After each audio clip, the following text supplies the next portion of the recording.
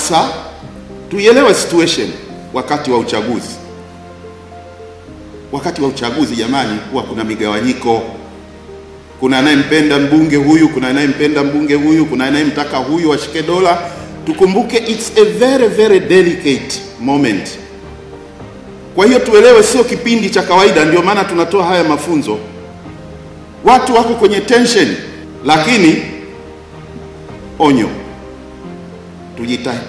Tujihadhari kusambaza taarifa za uongo, kuchochea migogoro au kutoa majukwaa kwa wale wanaochochea migogoro. Wote tunafahamu kabisa kwamba yule ndio kinara wa mgogoro, sio siri. Watukutu kwenye jamii wanafahamika. Lakini wewe ukimwona mtukutu unasema huyu ndio haswa, hebu tuingie studio tuhojiane. Unaona utapata maneno matamu, lakini kumbe unakuza mgogoro bila wewe kujua.